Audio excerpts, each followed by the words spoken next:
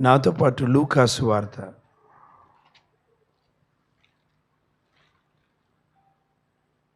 21వ అధ్యాయం.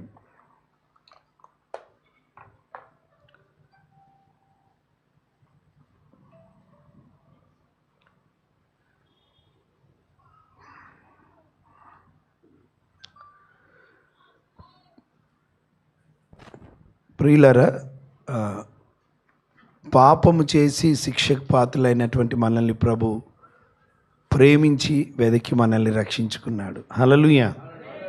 ఆయన తను సొత్తుగా చేసుకున్నాడు. సంఘంలో మనల్ని జతపరిచాడు. క్రైస్తవులకున్న గొప్ప నిరీక్షణ ఏంటో తెలుసా? ఈ లోకం శాశ్వతం కాదు, కానీ మరొక లోకం ఉంది, అది పరలోకం. ఒక రోజున మేము మరణిస్తాము, లేదా ఆయన రాకడ జరిగిన మన పోకడ జరిగిన ఉన్నటువంటి గొప్ప విషయం ఏంటంటే ప్రియులారా, క్రైస్తవులైనటువంటి మనకున్న గొప్ప నిరీక్షణ ఏంటిదంటే, ఒక రోజున ప్రభువుతో మనం నిరంతరం ఉండబోతున్నాం, యుగ యుగములు. హల్లెలూయా. ఈ లోకస్తులకు ఈ లోకమే సమస్తం. మరణము తర్వాత ముగింపు. ఇంకేముంది బ్రదర్? ఉన్న రోజులు ఇక్కడే తినాలి, త్రాగాలి, తందనాలు ఆడాలి, అయిపోయా. చచ్చిపోయిన తర్వాత ఏం చేస్తాం? ఇంకేముంది, అయిపోతుంది కదా అనుకుంటారు లోకస్తులు. కానీ క్రైస్తవులు అయినటువంటి మనకు ఒక సత్యము తెలుసు, ఒక నిరీక్షణ ఉంది. ఏంటిదంటే, మరణించినటువంటి వారు ఒక దినాన లేపబడతారు దేవుని ప్రజలు. అంతేకాదు, బ్రతుకున్నటువంటి వారిని కూడా వారితో పాటు కలిసి ప్రభుని ఎదుర్కోవడానికి ముందుకెళ్తామంటే, ఆయన యందు విశ్వాసం ఉంచి రక్షించబడిన ప్రతి ఒక్కరికి ఉన్న గొప్ప నిరీక్షణ, వాడబారని స్వాస్థ్యం ఏంటిదంటే ప్రియులారా, మనం ఈ లోకంలో ఎప్పటికుండాం, యుగ యుగాలు ప్రభుతో ఉండబోతున్నాము. ఒకవేళ పరలోకమే లేదనుకోండి, పరలోకం లేదు, నరకం లేదంటే మనంత దరిద్రులు ఇంకొకరు ఉండరు, అన్ని వదిలిపెట్టుకొని ఇంత జాగ్రత్తగా బ్రతకడానికి. అవునా కదా? పరలోకం లేదు, నరకం లేదు అని ఒకవేళ మనం ఇంతగా భక్తిగా బ్రతకడమే దేనికి? ఒకవేళ పరలోకం లేదు, నరకం లేదు అనుకుంటే ప్రభు ఎందుకు వచ్చి ప్రాణం పెడతాడు?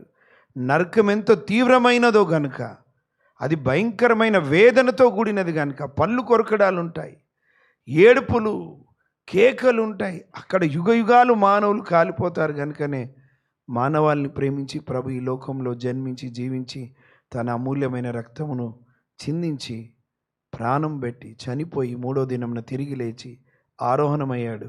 మళ్ళీ మనల్ని తీసుకెళ్ళడానికి రాబోతున్నాడు. ఇది మన నిరీక్షణ. ఆమెన్. హల్లెలూయా. ప్రియులారా, ఎంత చేసినా ఈ లోకం ఎప్పుడు ఉండదు. రెండవది, మనం ఎప్పుడు ఉండము. మోషే గారి ప్రార్థనలో అంటాడు కదా, అధిక బలమున్న ఎడల ఈ 80 సంవత్సరాలు అయినను బీపీలు, షుగర్లు, కాళ్ళ నొప్పులు, కీళ్ళ నొప్పులు, ఇవన్నీ మనం అనుకోవచ్చు, ఏంది ప్రభా ఈ రోగాలు, ఈ బాధలు? ఇక్కడ ఉంటాయి ప్రియులారు, ఇక్కడ ఉంటాయి. కానీ ఇంకొక స్థలం ఉంది, అక్కడ ఉండవు అవి. హల్లెలూయా. అక్కడ నిరంతరము మనం ఆయనతో ఉండబోతున్నాం. రోగము లేని చోటు, బాధ లేని చోటు, నొప్పి లేని చోటు, చీకటి లేని చోటు, ఆకలి లేని చోటు, పాపము లేని చోటు, సాతానుడు లేని చోటు. ఇన్ని సంవత్సరాలుగా ప్రభు గురించి వింటున్నాం కదా, ఆ రోజు రాబోతుంది. మన ప్రియుడు, మన రక్షకుడైన యేసయ్యని ముఖాముఖిగా చూడబోతున్నాం మనం. హల్లెలూయా. ఆ రోజు కొరకు ఆశపడాలి ప్రియులారా, ఆశపడాలి. ఒకవేళ ఈ లోకంలో దేవుడు మనకి ఎక్కువ సంవత్సరాలు బ్రతకడానికి అనుకూలతనిస్తే ప్రభు కొరకు బ్రతకాలి. ఆమెన్. అయితే ఈ నిరీక్షణ కొన్నిసార్లు ఏమైపోతుందంటే, క్రైస్తవులుగా మెల్లిగా మనం అలా చలామణి అవుతూ మన నిరీక్షణను మర్చిపోయే ప్రమాదం ఉంది. లేదా ఏదైతే మన గురి ఉందో అది బ్లర్ అయ్యి పక్కవన్నీ ఎక్కువగా హైలైట్ అయ్యే ప్రమాదం ఉంది. ఇదే యేసయ్య తన రాకడ గురించినటువంటి సూచనలను మనకు బయలుపరిచాడు. ప్రియులారా, ఏవేవైతే ప్రభువు చెప్పాడో చాలా మట్టుకు మన కండ్ల ముందు జరిగిపోయినాయి. కొన్ని జరుగుతున్నాయి, కొన్ని జరగాల్సి ఉన్నాయి. ఇవన్నీ చూస్తున్నప్పుడు మనం ఏం చేయాలో తెలుసా? దేవుని ప్రజలంగా మనల్ని మనం సిద్ధపరచుకోవాలి. హల్లెలూయా.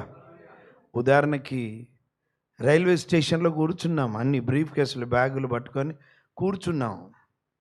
ఇప్పుడు అనౌన్స్మెంట్ అయింది, కృపయా ధ్యాన్ దీజియే, దయచేసి ఆలకించండి, మీరు ఫలానా స్థలానికి వెళ్ళాల్సినటువంటి ట్రైన్ ఫలానా నంబర్, ఇదిగో ప్లాట్ఫామ్ నంబర్ 1 మీదికి వచ్చుచున్నది, టిన్ టిన్ టిన్ అనగానే మీరు ఏం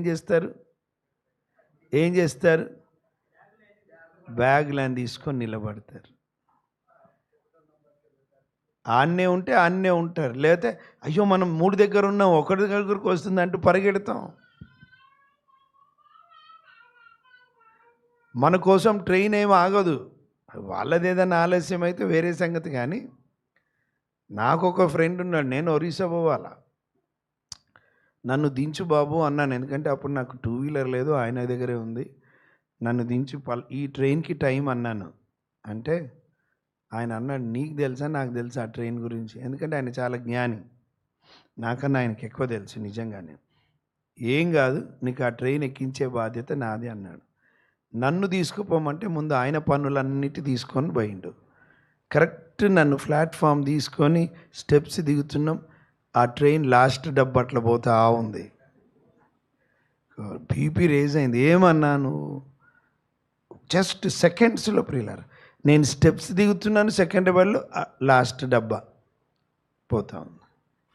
కోపం వచ్చింది, బాధ వచ్చింది. ఆయన అన్నాడు, ఏం బాధపడకు, పక్కకి ఇంకో ట్రైన్ ఇప్పుడే పోతుంది, అదే ట్రైన్ నీకు విజయవాడలో దొరుకుతుంది అన్నాడు. సరే, కొంత నిరీక్షణ. వెళ్ళి ఆ ట్రైన్ టికెట్ తీసుకొని ఆ ట్రైన్లో కూర్చున్నాను. కరెక్ట్ ఆ ట్రైన్ దిగి మళ్ళీ స్టెప్స్ దిగుతున్నాను, ఆ ట్రైన్ అలా పోతుంది. ట్రైన్ అలా పోతుంది. ఆ నుంచి మళ్ళీ నేను విశాఖపట్నం పోయి, ఆ నుంచి బస్సు ఎక్కి మళ్ళీ ఒరిస్సా పోయి, ఇవన్నీ ఎందుకో తెలుసా? సిద్ధపాటు లేకపోవడం. మనకు ఒక గురుంది ప్రియులారా, ప్రభు రాకడ సమీపంగా ఉంది. మన ముందు జరగాల్సినటువంటి విషయాలు కొన్ని జరిగిపోతున్నాయి, గమనిస్తుండాలి.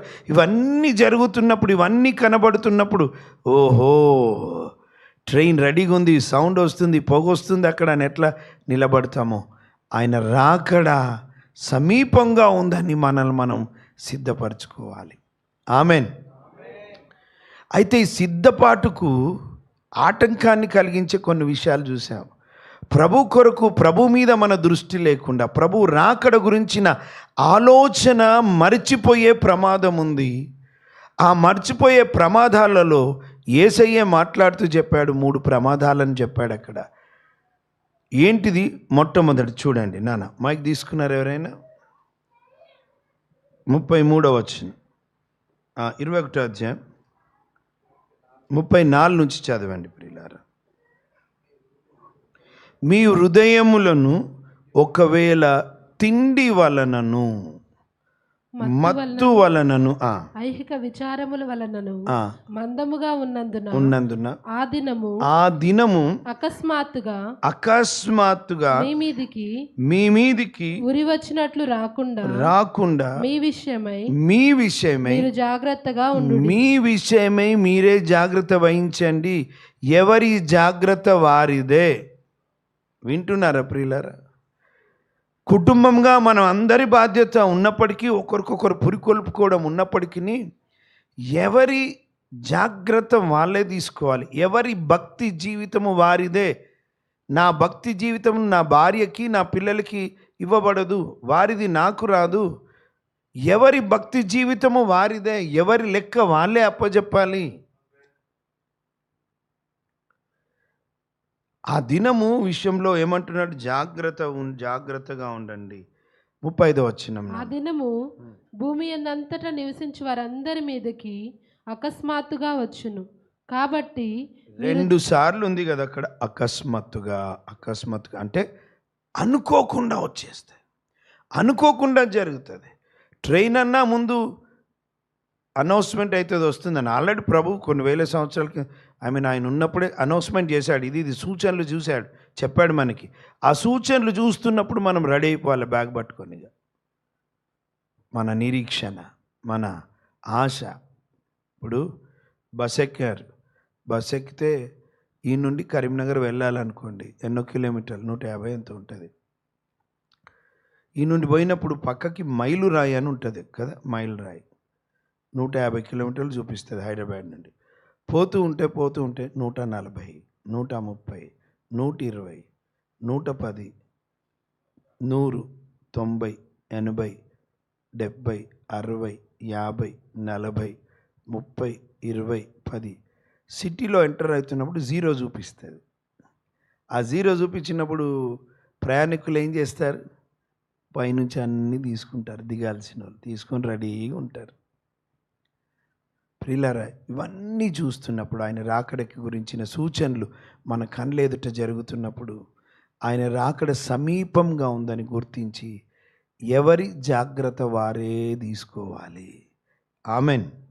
చూడండి, మార్కు సువార్త 13వ అధ్యాయం చూడండి, 32వ వచనం. ఆ దినమును గూర్చియు ఆ గడియను గూర్చియు తండ్రి తప్ప ఏ మనుష్యుడైనను పరలోకమందలి దూతలైనను కుమారుడైనను ఎరుగరు.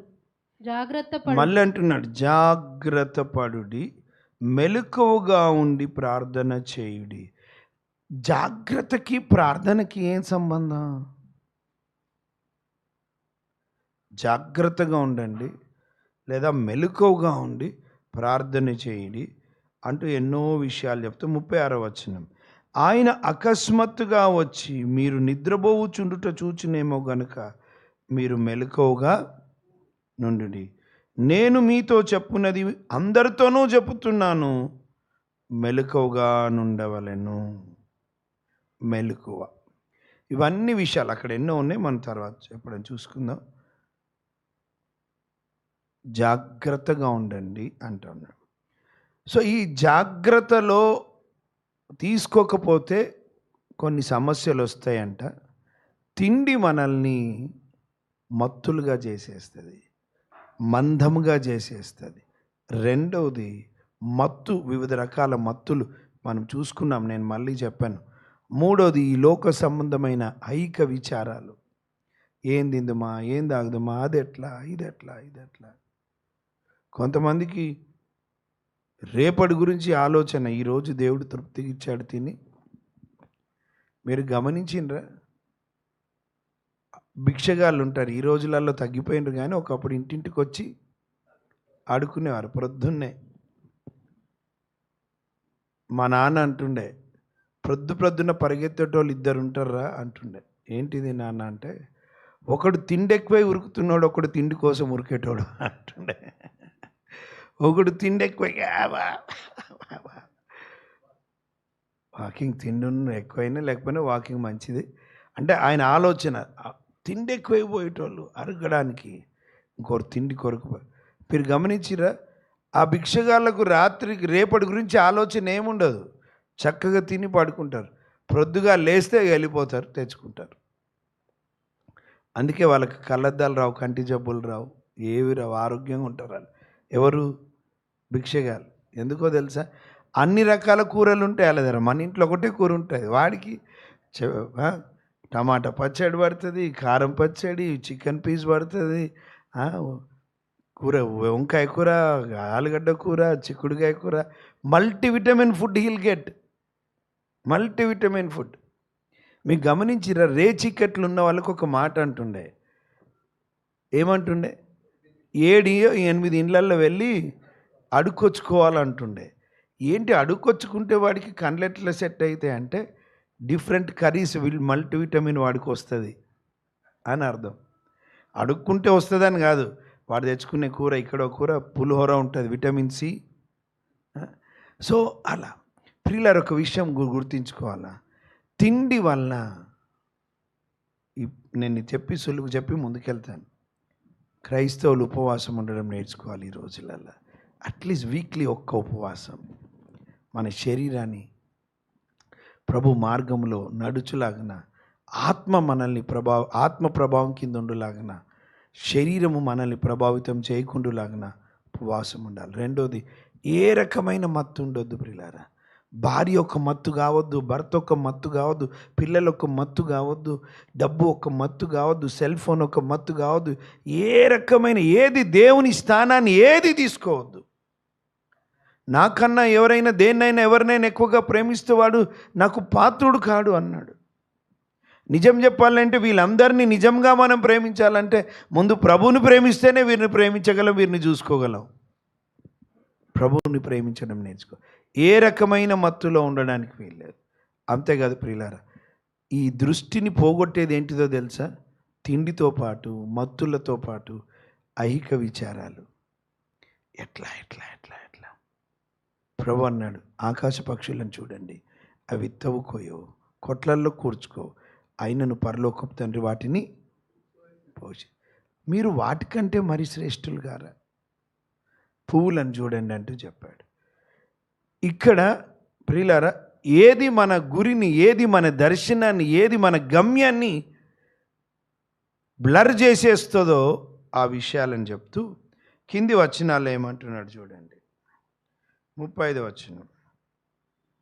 ఇంటి యజమాడు ప్రొద్దుగురికి వచ్చునో, లేదు నాన్న, లూకాసు వార్తకు వచ్చి, ఆ దినము భూమి ఎందంతటా కాబట్టి మీరు జరగవో వీటినెల్లను తప్పించుకొని మనుష్య కుమారుని ఎదుట నిలవబడుటకు శక్తి గల ఆ దినము భూమి ఎందంతట నివసించు వారందరి మీదికి అకస్మాత్తుగా వచ్చును. కాబట్టి మీరు ఈ జరగబోయే వీటినెల్లటిని తప్పించుకోవాలంటే, జాగ్రత్తగా ఉండాలంట. తప్పించుకోవాలంటే మనుష్య కుమారుని ఎదుట నిలవబడుటకు శక్తిగల వారగునట్లు, అంటే పాత్రులని ఎంచబడినట్లు ఎల్లప్పుడూ ప్రార్థన చేయొచ్చు మెలకువగా ఉండుడని చెప్పాను. ప్రియులారా, ఇక్కడ సమస్య చెప్పాడు. తిండి, మత్తు, ఐక్య విచారాలు అకస్మాత్తుగా వస్తుంది ఆ రోజు అన్నాడు. ఇప్పుడు అంటున్నాడు మీరు తప్పించుకోవాలంటే. రెండవది, మీరు మనుష్య కుమారుని ఎదుట యోగ్యులుగా నిలబడాలంటే, అర్హులుగా మీరు ఉండాలంటే, ఇప్పుడు దానికి ఒక అద్భుతమైన సూత్రాన్ని చెప్తున్నాడు. మీరు వాటిని తప్పించుకోవడానికి, తిండి, మత్తు, ఐహిక విచారాల్లో పడిపోకుండా ఉండడానికి, ప్రభు ఎదుట నిలబడడానికి మీరు చేయాల్సింది ఏంటో చెబుతూ ఏమంటున్నాడో తెలుసా? ఎల్లప్పుడూ ప్రార్థన చేయుటకు మెలకువగా ఉండండి. పిల్లరా, దిస్ ఈజ్ ద సొల్యూషన్. ఇది జవాబు. ప్రార్థనకు మనల్ని మనం అప్పగించుకోవాలి. హల్లెలూయా. ఈరోజు the most neglected thing in the church, in personal life is prayer. ఈరోజు ప్రార్థన అంటేనే ప్రియులారా విసుగు మనుషులకి. కానీ ప్రభు ప్రార్థన గురించి చెప్తున్నాడు. వీటిని ఎల్లప్పుడూ ప్రార్థన చేయుటకు మెలకువగా ఉండండి, మెలకువగా ఉండండి. వీటిని అన్నిటినీ తప్పించుకోవాలంటే, ప్రభు ఎదుట నువ్వు నిలబడగలగాలంటే, తిండిబోతుతనంలో పట్టుబడొద్దంటే, మత్తులో నీ జీవితం పట్టుబడొద్దంటే, ఐహిక విచారాలలో పట్టుబడి రాకడ కొరకు నువ్వు జాగ్రత్త వహించాలి. రాకడ కొరకు జాగ్రత్త వహించాలని నువ్వు కోరుకుంటే యూ నీడ్ ప్రేయర్ లైఫ్. నీకు ప్రార్థన జీవితం కావాలి, ప్రార్థన జీవితం కావాలి. మనకు ప్రార్థన జీవితం కావాలి. వ్యక్తిగతంగా మనకు ప్రార్థన జీవితం కావాలి. కుటుంబాలుగా ప్రార్థన జీవితం కావాలి. సంఘంగా ప్రార్థన జీవితం కావాలి. ప్రార్థన చేసే ప్రజలు ప్రభు కొరకు సిద్ధపడుతున్నారని అర్థం ప్రియులారా. హల్లెలూయా. ప్రార్థన ప్రార్థన. ఈరోజు ప్రార్థన కుడికలంటే ఎవరికి ఇష్టం లేదు. కానీ మూలాలు చెప్తున్నాడు ప్రభు. మీరు నిలబడాలంటే, శక్తి గల వారిగా ఉండాలంటే, యోగ్యులుగా ఉండాలంటే, పాత్రులుగా మీరు ఎంచబడాలంటే ప్రార్థన చేయుటకు ఎల్లప్పుడూ మెలకువగా ఉండండి. ప్రియులారా, ఈరోజు వ్యక్తిగత జీవితాల్లో సాతానుడు ఏం దొంగిలిస్తున్నాడో తెలుసా? ఇప్పుడు దొంగ వచ్చి ఏమేమి దొంగిలిస్తాడంటే, ఇంట్లో ఇనుప సామాన్లు తీసుకుపోతాడు వాడు. ఏం తీసుకుపోతాడు? విలువైనవి తీసుకొని పోతాడు వాడు. విలువైనవి, అవసరమైనవి, వాడికి పనికొచ్చాయి. లేదా మనకు బాధ కలిగించే, నష్టం కలిగించే విలువైనవి తీసుకుపోతాడు వాడు. మన జీవితంలో సాతానుడు విలువైనవి దొంగిలిస్తాడు. దాంట్లో ఒకటి ఈరోజు మాట్లాడుతున్నాం. He will steel your prayer life. నీ ప్రార్థన జీవితాన్ని దొంగిలిస్తాడు. అంటే ఈ ప్రార్థన జీవితానికి ఆటంకం ఏంటో తెలుసా ప్రియులారా? తిండి. తినొద్దని కాదు సుమా, ఎంత తినాలో అంతే తినాలి, ఎక్కువగా తినొద్దు. రెండోది, ఉపవాసం ఉండడం నేర్చుకోవాలి. పౌలు గారు అంటారు, నేను ఇతరులకు బోధించి నేను ఎక్కడ భ్రష్టుడని అవుతానేమని నన్ను నేను నలగొట్టుకోవడం నేర్చుకున్నాను, నలగొట్టుకుంటున్నాను. ఎట్లా? ఉపవాసముల ద్వారా, జాగరణల ద్వారా అంటాడు ఆయన. ఉపవాసం రోజు ఉందా మీకు? వ్యక్తిగతంగా ఉపవాసం ఉంటున్నారా? అయితే స్తోత్రం, దేవునికి మహిమ. లేకపోతే ఉపవాసం ప్రియులారా, ఉపవాసం. బాగా తింటే ప్రార్థన ఏడే చేస్తావు? వస్తుందా ప్రార్థన?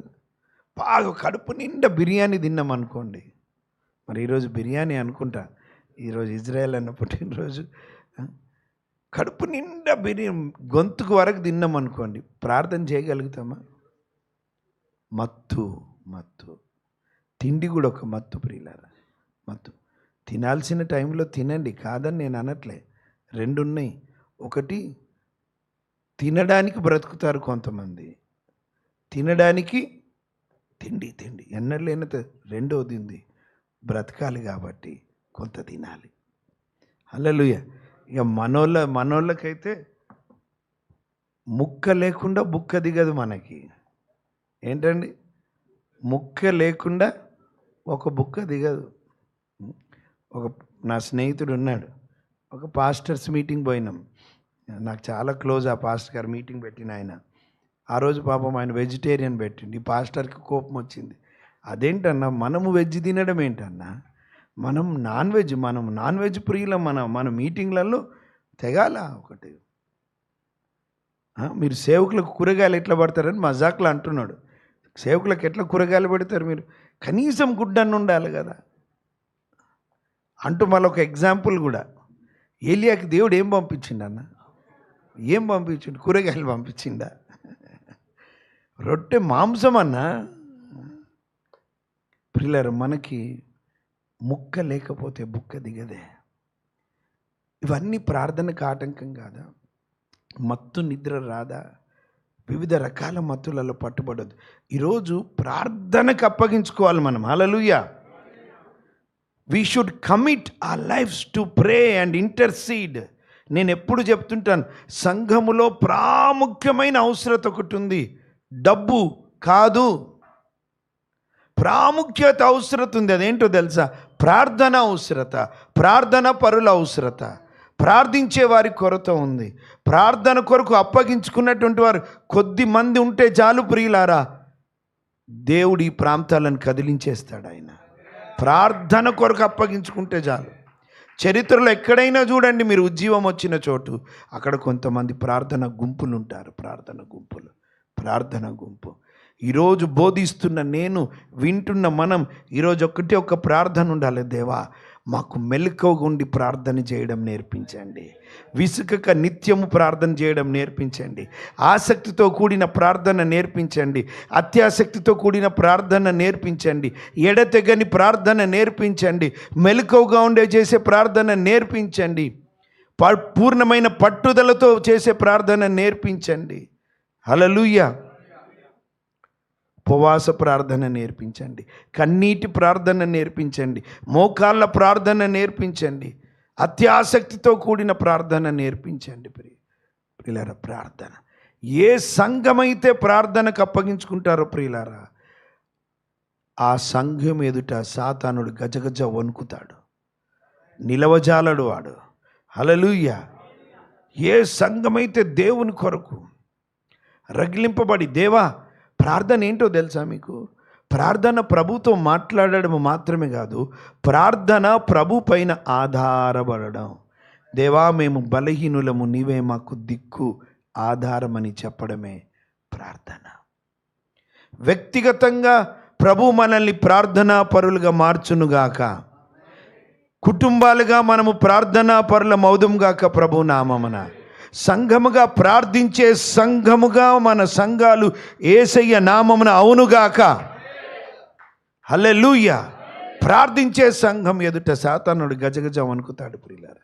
ఒక భక్తుడు ఇలా అంటాడు, ఒక బలహీనమైన క్రైస్తవుడు మోకాళ్ళ మీద ఉండి ప్రార్థిస్తే, ఒక బలహీనమైన క్రైస్తవుడు మోకాళ్ళ మీద ఉండి ప్రార్థిస్తే భూకంపం, సాతాను రాజ్యంలో భూకంపాలు మొదలవుతాయంట. హల్లెలూయా. సాతాను రాజ్యంలో భూకంపాలు మొదలవుతాయి.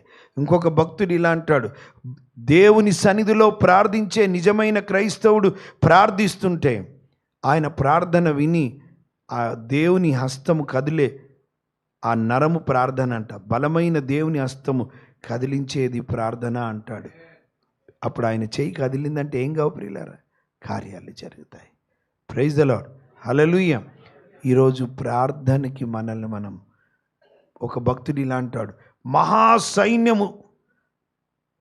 మహాసైన్యం ఉండి వారి చేతుల్లో ఆయుధాలున్న సైన్యము కన్నా ప్రార్థించే ఒక సైనికుడు గొప్పవాడు అంటాడు.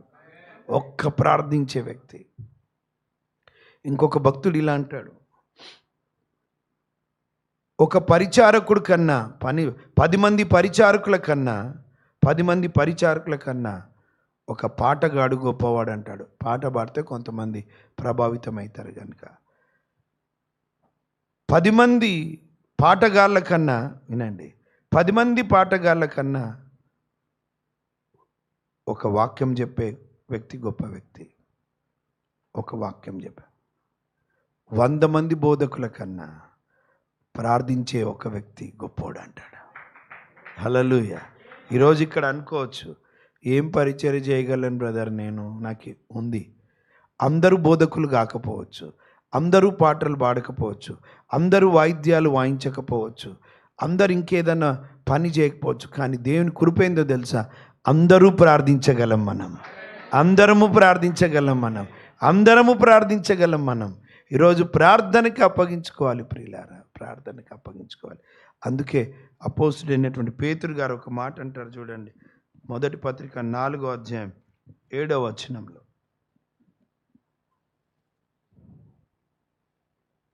అయితే అన్నిటి అంతము సమీపమై ఉన్నది కాగా మీరు స్వస్థ బుద్ధి గలవారై ప్రార్థనలు చేయుటకు మెలకువగా ఉండుడి. హల్లెలూయా. ఏమన్నా? అన్నిటి అంతము సమీపమైనది కనుక మీరు స్వస్థ బుద్ధి గలవారై ప్రార్థనలు చేయుటకు మెలకువగా ఉండుడి. ఇంగ్లీష్ బైబిల్ ఎవరిదైనా ఉందా? ఇంగ్లీష్ బైబిల్ ఉందా? ఉంటే చదువుతారా మాట? ఇంగ్లీష్ బైబిల్ లేదా ఎవరిదారు? రైట్, ఉంటే చదవండి. ఏముంటుందో తెలుసా? ఇంగ్లీష్ బైబిల్లో, యాంప్లిఫైడ్ బైబిల్లో చూస్తే discipline your self to pray.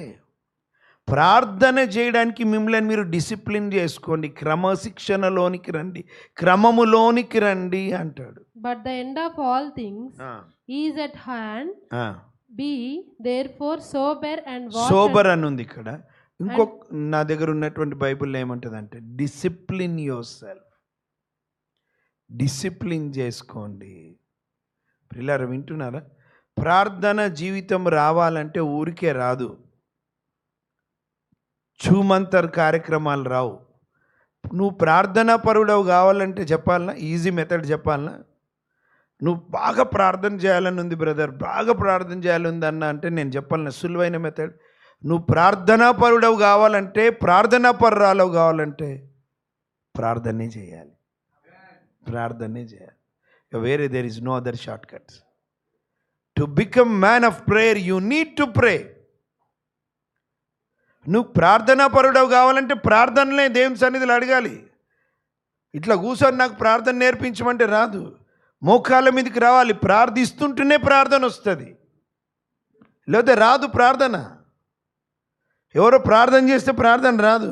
ప్రార్థన కొరకు నువ్వు ఉపక్రమించాలి, ప్రార్థన కొరకు దేవుని సన్నిధిలోనికి వెళ్ళాలి. నాకు ప్రార్థన నేర్పించమని అడగాలి, ప్రార్థన నేర్పిస్తాడు ఆయన. అంతేగాని నేను ప్రార్థన చేయను కానీ ప్రార్థన సడన్గా చేసే ఒక బహుమానం రావాలా? రాదది. ప్రార్థనలోనే ప్రార్థనలోనే. ప్రియులారా, అర్థమవుతుందా? ఆదిమ సంఘములో మీరు గమనిస్తే ఆదిమ సంఘం ప్రభు చేతిలో బలంగా వాడబడడానికి దేవుని కొరకు భూమిని తలక్రిందులు చేయగలిగినారు వారు. వారి జీవితంలో అపోస్తుల కార్యంలో ప్రియులారా ఆశ్చర్యం అనిపించేది ఏంటిదో తెలుసా? ఏం చేసిన వాళ్ళు ప్రార్థన చేస్తారు. For everything they will pray. ఏదైనా కానివ్వండి ప్రార్థన చేస్తారు.